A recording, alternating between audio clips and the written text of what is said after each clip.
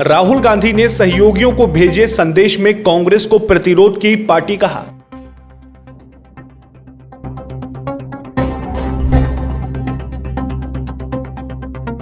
इतिहास गवाह है कि कभी हिंदू महासभा और कम्युनिस्ट दोनों ही कांग्रेस का हिस्सा थे।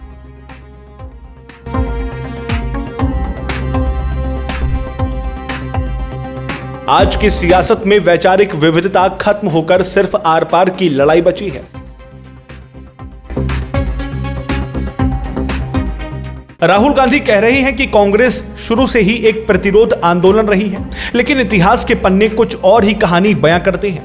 क्या आज की कांग्रेस वाकई अपने पुराने स्वरूप से पूरी तरह बदल चुकी है?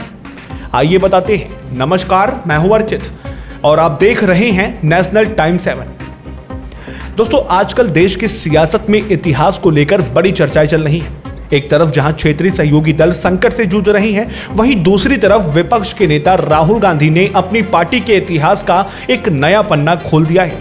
राहुल गांधी ने इंडिया ब्लॉक के सहयोगियों को संदेश देते हुए कहा कि कांग्रेस औपनिवेशिक काल में भी एक प्रतिरोध की पार्टी थी, जिसने बिना किसी सरकारी संरक्षण के भारतीय राज्य के विचार की रक्षा की। उन्होंने साफ कहा कि हम मर जाएंगे लेकिन बीजेपी या आरएसएस के सामने झुकेंगे नहीं। बात सुनने में बहुत कड़क लगती है, लेकिन एक पत्रकार के तौर पर जब हम इतिहास की परतों को पलटते हैं तो राहुल गांधी के इस दावे के पीछे एक बड़ा विरोधाभास नजर आता है। राहुल गांधी जिस 100 साल पुरानी कांग्रेस की बात कर रही हैं, वो सिर्फ एक प्रतिरोध आंदोलन नहीं थी, बल्कि वो एक अम्ब्रेला पार्टी थी जिसमें हर रंग की विचारधारा समाई हुई थी। आज की राजनीति में कांग्रेस और हिंदुत्व को एक दूसरे का धुर विरोधी माना जाता है, लेकिन 1920 के दशक में ऐसा बिल्कुल नहीं था। जब महात्मा गांधी ने असहयोग आंदोलन शुरू किया, तब कांग्रेस के अध्यक्ष लाला लाजपत राय थे, जो बाद में हिंदू महासभा के अध्यक्ष भी बने। उसी दौर में मदन मोहन मालवीय जैसे नेता थे, जो कांग्रेस और महासभा दोनों विचारधाराओं को एक साथ संतुलित रखते थे। यही नहीं, 1920 के नागपुर अधिवेशन में आरएसएस के संस्थापक के बी हेडगेवार ने एक कांग्रेसी के रूप में स्वयंसेवकों को जो गणवेश पहनने को कहा था, वही बाद में संघ की वर्दी बनी।